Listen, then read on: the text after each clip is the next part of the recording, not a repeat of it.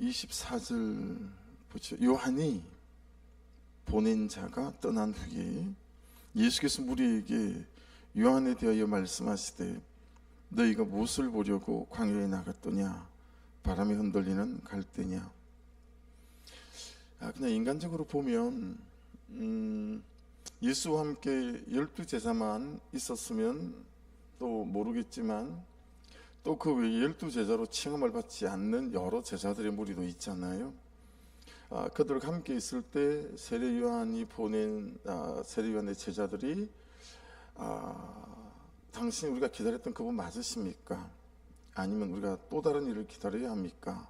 어제 우리가 큐티 묵상 본문처럼 그렇게 질문하게 되어졌을 때 여러분 제자들 마음 안에 사도들 마음 안에 그놈아 믿지 않았을까요? 이거 봐라, 야, 우리가 알고 있는 것처럼 세례 요한이 그런 분이 아니었나? 뭐 그런 생각할 수 있잖아요. 오해할 수 있고 또 세례 요한에 대해서 어떤 기대치가 좀 무너지거나 뭐 그런 사소한 사람들이 느낄 수 있는 감정들도 있지 않을까요? 그렇죠? 그래서 그런지 그냥 24절부터서는 이제 우리 주님께서 세례 요한에 대해서 말씀하시는 대목이 등장을 합니다.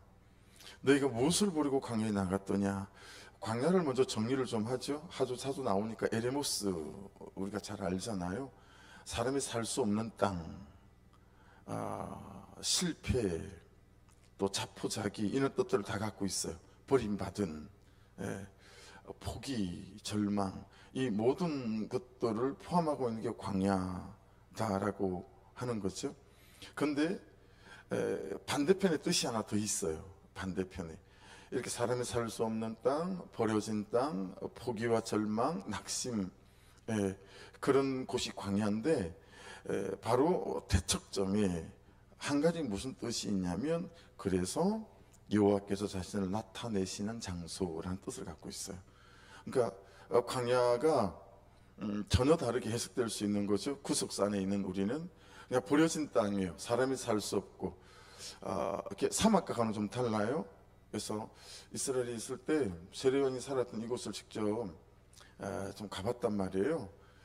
광야는 꼭 어떤 느낌으로 아시면 되냐면 시골에서 이렇게 크면 이제 가을에 추수가 끝나잖아요. 추수가 끝나면 겨울이 오기 전에 추수가 끝난 그 논의 벼를 변 것 위에 풀이 자라요. 우리는 독사풀이라고 그랬어요. 한 30cm쯤 되는 그런 가느다란 독사풀이라고 하는 풀이 자라는데 이건 베어서 소도 먹이지 않고 베어서 토끼풀로도 못 먹이고 뭐 그런 거예요. 쓸데가 없어서 독사풀이다 그렇게 말했는지는 모르겠으나 딱 그런 풀이 자라더라고요. 그런 풀이 나무도 거의 없어요. 그냥 메뚜기 소리. 요즘도 가면 메뚜기 소리가 들려요. 떼떼떼떼떼 메뚜기 소리 들리고. 그래서 정말 아무것도 없는 데죠. 근데 그런 인생의 광야를 지날 때 여호와께서 자신을 나타내시는 곳이다. 이 여호와를 만나기 훨씬 좋은 시간이고 삶의 과정이다 라고 하는 것들을 알 수 있는 거죠. 그러니까 여러분 보세요. 인생의 광야들이 올 때 중요한 건 인생의 광야고 흉년이 왔을 때 내가 누구의 통치를 받는가 라고 하는 것이 굉장히 중요합니다. 내가 무엇의 통치를 받는가 라고 하는 거예요. 광야가 오고 흉년이 오면 참 감정의 통치를 받기가 쉽죠. 자포자기, 절망, 낙심 여기에 통치받기 굉장히 쉽고 그리고 현실은 너무너무 힘이 세죠. 어지간한 성령 충만으로 현실을 이기기는 참 버거워요. 세상에서 가장 힘이 센 것 중에 하나가 현실이라고 하는 힘이죠. 가난한 현실, 절망적인 현실, 갈등이 있는 현실 속에서 흔들리지 않고 그렇게 말씀을 따라 주를 바라본다 라고 하는 건 만만치 않잖아요. 그러니까 항상 유념하셔야 돼요. 광야다 우리가 안 느끼잖아요. 내 감정의 광야고 관계가 깨어진 관계의 광야고 그리고 재정의 광야이고, 그렇죠? 그리고 그냥 딱히 대단히 그렇게 어려운 일이 없어도 우리의 마음은 깊은 수렁에 빠질 때가 있잖아요. 예, 그럴 때에 항상 지금 이곳이 가장 하나님께서 내 인생에 자신을 드러내시고 역사하시기 좋은 땅이다라고 하는 것, 하여 내가 절대 이 광야에서 흉년에서 내가 이것에게 흔들리지 아니하리라, 내가 통치받지 아니하리라, 이런 구체적인 영적 전쟁을 선포하고 영적 전쟁 가운데 잘 나아가야 되겠죠. 그래서 혼자가 힘들어요. 그래서 공동체가 필요하고, 함께 기도의 제목을 나누고 중보하고, 그냥 쓸쓸한 마음을 가지고 함께 커피 한잔하고 밥 한 끼 먹고 그냥 같이 둘이 앉아서 10분이 되더라도 그 연약한 마음과 현실을 붙잡고 같이 기도하고, 이것들이 이 광야에서 여호와께서 자신을 드러내기 가장 좋은 때로 만들어가서 그분의 은혜를 경험해가는 거겠죠. 한번 잘 생각해보세요. 이 새벽에라도 제 인생에도 마찬가지거든요. 가장 절망적인 순간 때마다 가장 크신 하나님을 경험했어요. 아들이 죽었을 때 둘째 딸을 놓고 6일 만에 오늘 밤 12시를 절대 넘기지 못하니까 우리 한국에서 가장 잘한다는 병원에서 그러니 장례 준비를 하십시오. 태어난 6일밖에 안 된 그런 아이가 죽는다고 하니 못 가겠어요. 그런 인생의 가장 처절한 광야와 절망적인 상황 가운데서 살아계신 가장 크신 하나님을 항상 경험했던 것 같아요. 그러니까 광야가 오시고 무너질 것 같은 외로움이 있고, 그냥 기도도 안 터지고 그냥 예배 자리에 앉는 것 자체도 천근만근, 그냥 가는 발걸음이 무겁고 할 때 항상 여러분 선포해야 돼요. 그리고 이 영적 전쟁에 절대로 물러서면 안 돼요. 하나님께서 가장 역사하기 좋은 때를 내가 지금 만났구나 생각하고 참 덤벼야 되겠죠. 지금 그 광야를 말씀하고 있습니다. 너희는 무엇을 보려고 광야에 나갔더냐. 여러분, 세례요한은 일생 예수님을 증거하고 증언했습니다. 그죠? 근데 오늘 본문에서는 보세요, 놀랍게도 예수님께서 세례요한을 증거하고 증언하세요. 이게 좀 되게 새로웠어요. 아무도 안 알아주지만, 아니 굳이 뭐하러 그렇게까지 믿어도 곱게 믿어, 이런 말 우리가 한 번은 좀 들어봤으면 지켜야 되거든요. 아니 일이 눈이 와서 길이 미끄럽고 일이 힘든데 꼭 가서 하는 게 기도야? 여기서 그냥 온라인으로 들어 뭐 이러면서, 그죠? 올 수 있음에도 불구하고 그냥 우리의 마음을 주저앉히는 것들이 참 많잖아요. 그죠? 오늘 같은 날은 정말 뭐 쉽지 않을 것 같아요. 집에서라도 들으면 다행인 좀 그런 날씨인 것 같아요. 여러분, 아무도 여러분을 안 알아주지만 나 혼자서 뒤돌아서서 울고 눈물을 훔치지만, 이게 사람이 할 짓이니 사람이 살 짓이야? 라고 하는 삶의 현실 속에 있을 때, 그럴 때 내가 하나님께 보인 믿음, 말씀을 따라 했던 사소한 어떤 적용과 순종, 그런 것들을 보시고 증거하고 증언하신다라고 하는 것 아니겠어요?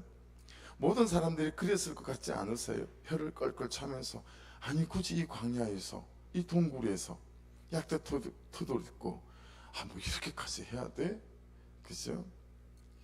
그렇게 지롭진 않은 것 같은데, 그런 말 많이 해봤거든요. 여러분들은 어떠세요? 근데 그런 세례 요한에 대하여, 세례 요한의 삶에 대하여 예수님이 오늘 본문 말씀은 전언하세요. 요즘 같으면 MBC, KBS, JTBC, 동아일보, 중앙일보, 경향신문 죄다 불러놓고 기사회견하는 거죠. 다 몰라줘도 다 알아주지 않아도 예수님이 정인되어 주시는 삶, 예수님이 정언해 주시는 삶, 그 삶이 오늘 세례 요한에게 있다라고 우리에게 보여주시면서 우리에게 주님께서 하시고 싶은 말씀이 있는 듯해 보이지 않습니까? 세례 요한처럼 수십 년 동안, 그죠? 우리가 예수님이 내 삶을 정언해 주실 만한 삶을 우리는 살기 어렵죠. 네. 하지만 하루만, 반나절만, 아니면 가만가만의 타이밍처럼 2시간이라도 우리가 말씀대로 살려고 하는 애를 쓰는 삶을 결코 주님께서는 놓치지 아니하시고 보시고, 그분께서 우리의 삶에 봐봐, 우리에게도 정언해 주시는 거죠. 그렇게 살았던 너의 삶이 아무것도 아닌 게 아니지. 또 내 주변의 사람들에게 봐봐, 네가 볼 때 교회를 깜동하며 저렇게까지 살아야 되나 싶었던 그의 사소한 선택과 순종들이 보니까 아무것도 아닌 게 아니지, 다 이렇게 저렇게 드러나는 거야 라고 하는 거겠죠. 예, 그죠. 그러니까 여러분, 예수를 믿으면 한 해가 바뀌고 또 한 해가 바뀌고 하면, 한 개였다가 2개가 되고 2개였다가 3개가 되고, 그게 훨씬 보기 좋고 바람직해 보이지 않아요? 근데 결혼을 해서 사는데 어떤 고비가 되면 이걸 팔아서 헌금을 하고, 또 어떤 때가 되면 또 이걸 팔아서 헌금을 하고 그러더라고요. 그러니 제가 생각할 때 참 그렇게 사는 사람을 잘 못 봤으니 굳이 뭐 저렇게까지 말은 한 적은 없죠. 그렇지만 가끔씩은 그런 마음이 제게 들만한 때들도 있었다라고 하는 거죠. 근데 그 이후의 삶을 살아가며 하나님께서 간섭하시고 개입하시고 뛰어들어오시고 역사하시는 우리 가정과 자녀들이 키우는 여러 가지들을 보면서 그게 참 아무것도 아닌 게 아니네. 그것처럼 분명하게 대답을 하시는 게 없는 거예요. 그렇잖아요. 그죠? 개척은 했고 이제 당장 이번 달부터 낼 월세도 없는 상황인데, 아이들은 주렁주렁 우리가 한둘이 아니잖아요. 근데 교회 담벼락 바로 그냥 금천에서 손 꼽는 유치원이 있어서 그냥 상담이나 받아보자고 갔더니, 들었던 분들은 다 아시겠지만 우리 애들한테 이런 얘기하면 아빠 그만해, 한 번 더 들으면 500번이야 뭐 이렇게. 최근에도 우리 큰딸이 그러더라고요. 아빠 한 번 더 들으면 500번이야 이렇게 해서 입을 막더라고요. 근데 그 원장님한테 갔더니 원장님이 너무 낙심을 하는 거예요. 어디서 이런 것들이 왔나 뭐 이런 표정 있죠. 사연이 일주일 전에 이분이 시골에 갔다 왔는데, 어디를 갔다 왔냐면 남동생에 개척을 한 거예요. 개척을 한 지가 한 7년 정도 됐는데 사람같이 못 사는 거예요. 시골에서 성도도 없고. 근데 그걸 보고 안 오니까 자기 남동생하고 나이가 엇비슷한 사람이 온 거예요. 목사가 개척했다고 담벼락 하나 사이로. 그러니 목사님 보내십시오 그러더라고요. 그리고 아이들을 책임져 주는 거 아니겠어요? 그런 일들이 그냥 목사님 어떻게 살아요? 어떻게 살았겠어요?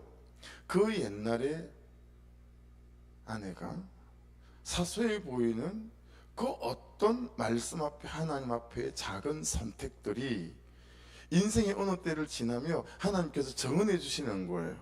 삶으로. 그때 사소함이 그 선택이 아무것도 아닌 거지? 라고. 여러분, 이걸로 우리가 살아야 되지 않겠어요? 나의 열심과 나의 성실과 나의 계산과 정확한 이런 것도 있어야 되겠으나, 그렇죠? 그냥 생각지도 못했던 그분의 은혜가 어느 날 순간 쑥 내 인생에 개입하시고 뛰어들어오셔서 하나님 그분의 손 위에 얹혀진 그것, 아무도 손을 내미는 사람이 없는데 하나님의 손이 쑥 왔는데 보니 지금 내게 있어야 할 그것을 들고 오셔서 내 인생에 오셔서 개입하시고 뛰어오시는 거. 이게 참 그리스도의 멋진 삶 아니겠어요? 이 세례 요한은 아무도 알아주지 않았던 그 삶인데 예수님께서 다 보고 계셨던 거예요. 그리고 지금 그 세례 요한의 삶은 전언하고 있어요. 그렇죠? 여러분, 집에 현관을 나올 때 어떠세요?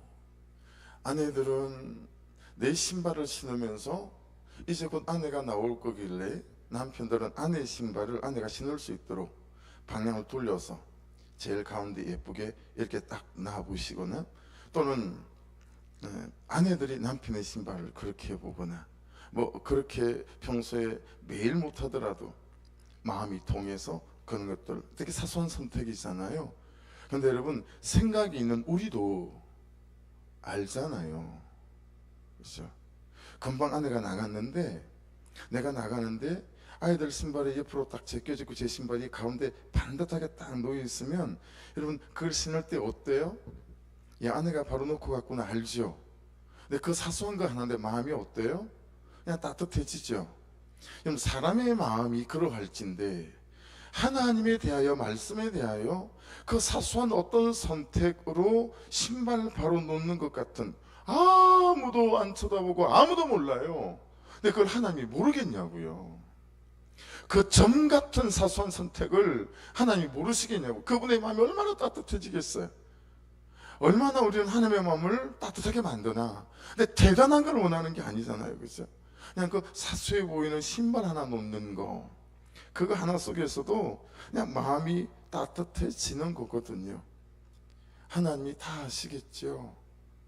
신앙생활은 그 사소한 선택의 연결이고 사소한 선택의 연속이고, 그렇게 하나님의 나라를 지어가고 그분께서 우리를 부르신 부르심의 삶을 살아가는 것이다라고 오늘 말씀에서 깨달을 수 있어요.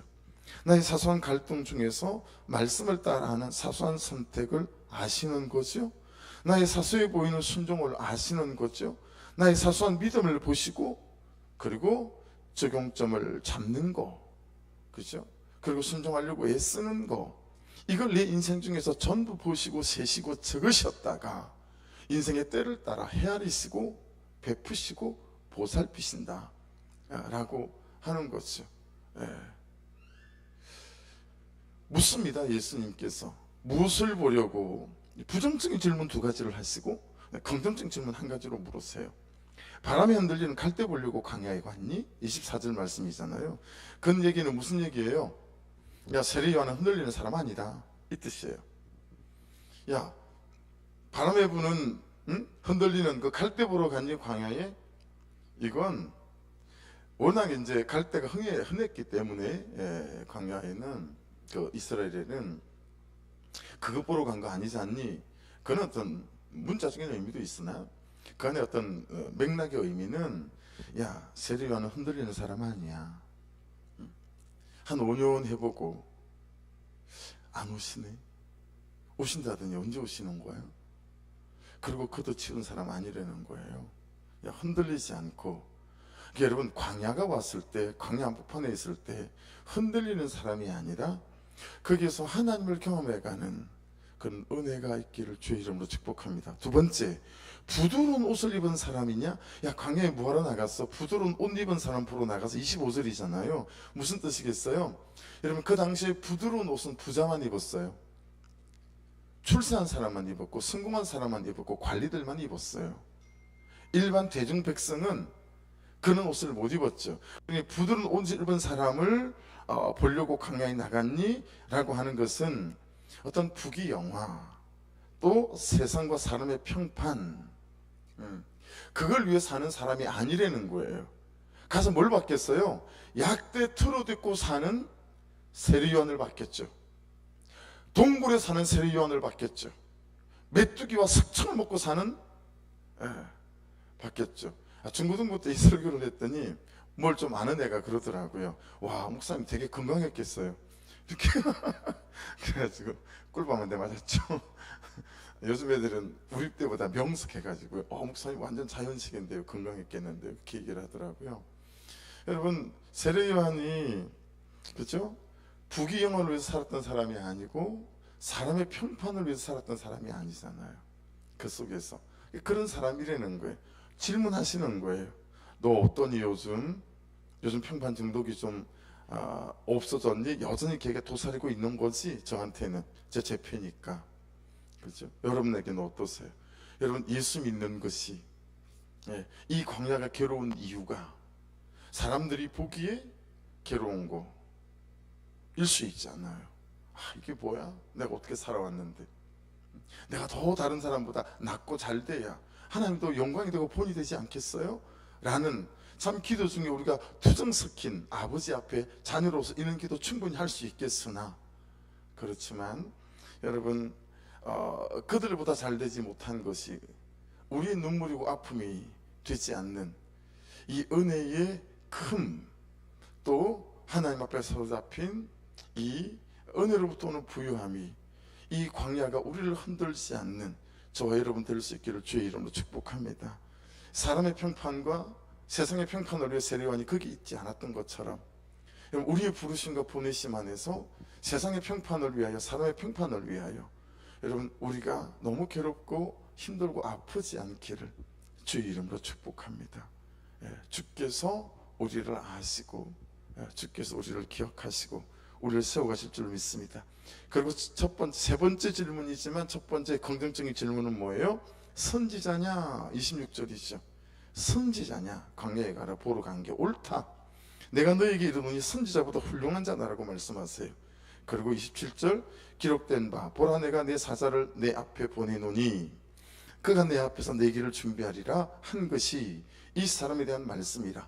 이사야 40장 3절을 인용한 겁니다. 이사야 40장 3절 읽어볼게요.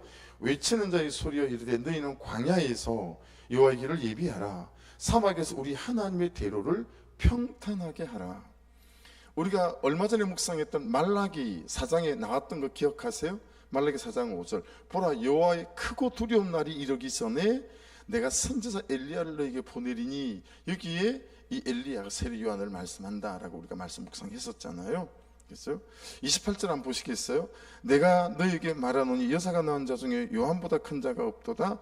그러나 하나님의 나라에서는 극히 작은 자라도 그보다 크니라 하시니. 여러분, 지금 이 주님께서 세례 요한에 대해서 말씀하신 이 말씀들을 보게 되어지게 되면 그런 생각 들지 않으세요? 27절, 기록된 바 보라 내가 내 사자를 내 앞에 보내노니 그가 내 앞에서 내 길을 준비하리라. 예수님 때에는 세례 요한이 그랬으나 이제 우리는 다시 오실 예수, 재림하실 예수잖아요. 세컨 카밍 하실 예수. 그 입장에서 여러분, 예수께서 보내신 사자는 누굴까 질문해 보게 되더라고요. 여러분이시죠. 저일 수 있고 모든 그리스도인들이 다시 오실 예수 그리스도 앞서서 우리를 보내신, 참 이 땅의 그리스도인 모두가 이 사자일 수 있겠다라고 하는 측면에서 충분히 이 말씀의 적용이 우리에게 일어날 수 있다라고 하는 거죠. 네. 그래서 32절 같이 읽을게요. 시작. 비유하건대 아이들이 장터에 앉아 서로 불러 이르되 우리가 너희를 향하여 피를 부르도 너희가 춤추지 않고 우리가 곡하여도 너희가 울지 아니하였다 함과 같다 말씀하시죠. 뭔 얘기예요? 반응하지 않는 사람. 반응하지 않는 사람. 어떤 말씀이 부어져도 반응하지 않고, 어떤 말씀이 부어져도 여전히 자기 견해와 고집과 그리고 자기 경험이 기준이 되어져서 말씀을 따라 자기의 삶을 바꾸지 않는 사람. 그렇죠? 그게 그 시대의 세례 요한의 아이콘이었죠. 세례 요한은 그냥 말씀이 말씀하시는 대로 그의 삶을 전적으로 말씀 앞에 내어놓았던 사람이고, 그 외에 바리새인과 서기관들은 거기 보세요.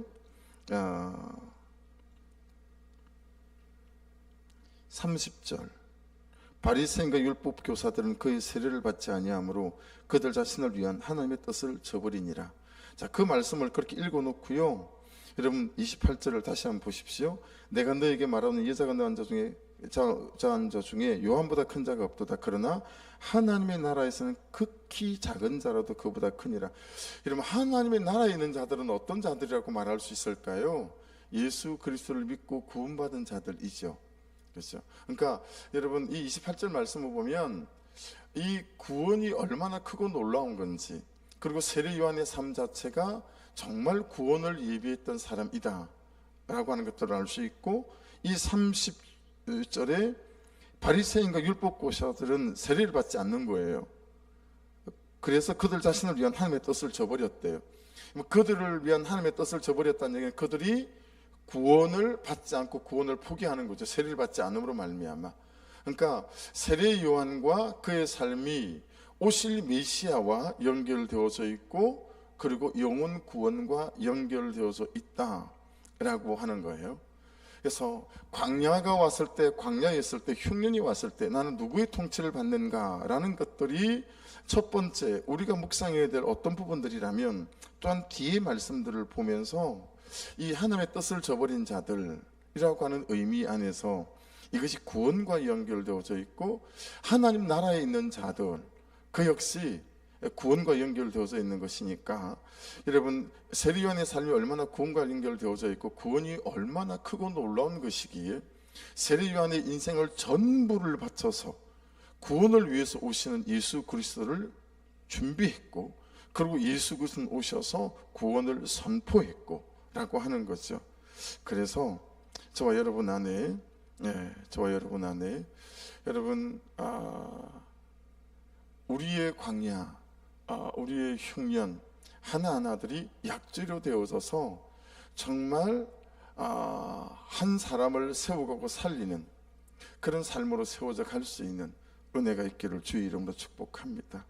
그리고 결국은 예수께서 오늘 이렇게 많은 성경의 대목들을 할애하셔서 예수님께서 세례 요한을 증거하고 증언하셨던 것처럼, 여러분 아무리 사소해 보이는 것일지라도 주께서 말씀하신 말씀을 따라 아무도 보지 않는 곳에서 우리의 적용과 순종을 주님께서 세시고, 그리고 그 사소한 선택과 순종들을 하나님께서 우리 인생에 기입하셔서 쓰셔서 사용하셔서 우리를 채우시고 부유케 하시고, 우리를 이 구원과 은혜가 흘러갈 수 있도록 흘러가는 인생이 되게 만들 수 있을 것입니다. 그래서 저는 세례요한의 인생을 보면서 정리가 그렇게 되는 거예요. 참 진짜 흘려 보내는 인생이었구나. 여러분 그 광야에서 그가 아무것도 가진 것이 없잖아요. 그런데 세례요한처럼 이 세상에 가장 많은 은혜를 흘려보낸 사람이 아닐까. 그래서 제가 제 자신을 또 돌아보는 거죠. 이 하루를 살면서 나는 무엇을 통하여 흘려보낼 수 있을까? 아버지니까, 그렇죠? 4명의 자녀에게 흘려보낼 수 있는 게 있을 수 있겠죠. 또 목사로서, 또 그리스도인으로서, 그렇죠? 내가 무엇을 흘려보낼 수 있을까라고 생각하니 또 마음이 단속이 되어지고 삶의 여러 부분이 단속되어지는 것 같아요. 아무쪼록 여러분 지금 이 시대는 저와 여러분이 영적인 의미 안에서 세례 요한의 부르심과 보내심과 하나도 다르지 않는 그런 삶의 위치와 사역의 위치가 있다라고 하는 걸로 기억하셔서 단지 성경 속에 있는 세례 요한으로 치부하지 마시고, 저와 여러분은 오늘을 사는 세례 요한이다 라는 생각 가운데 그처럼 세례 요한처럼 흔들리지 않는 사람으로 광야에서, 그리고 부귀영화와 다른 것들을 때문에 예수를 쫓는 사람으로 살아가지 않는 그런 은혜가 있기를 주의 이름으로 축복합니다. 기도하겠습니다. 주의 한번 부르면 말씀 붙잡고 기도하시고요. 구성전 매매를 위해서, 또 성전 안에서 교회 안에서 되어져야 될 일들이, 그리고 토요일 우리 유치부아동부 눈썰매장 갑니다. 기도해 주시고, 그리고 14, 15, 16 중고등부 청년연합 수련회 있고요. 또 이번 주 토요일은 우리 부목자들 단합대회도 있어요. 지난주에도 여러 가정이 새로 오셨으니까 그분들 믿음으로 잘 또 정착할 수 있도록 또 중보 부탁드립니다. 우리 주여 한번 부르고 같이. 고재정 권사님 병원에 있으세요. 어지러워서 어제 갑자기 입원하셨는데 여러분 꼭 좀 중보 부탁드리고, 그리고 이기수 집사님, 이기수 집사님 지금 아직 판독을 받고 있는 중이긴 한데 식도암 1차로 판정이 났어요. 그래서 암센터에서 아직 오늘 또 좀 더 정밀한 검사들이 필요한데, 아버지 이 과정을 우리 또 이기수 집사님에게는, 그 가정에게는 광야가 또 닥쳤는데 아버지 참 은혜의 대로 잘 감당하실 수 있도록 가슴에 주옵소서. 중보 부탁드립니다. 우리 주여 한번 부르고 기도하십시다. 주여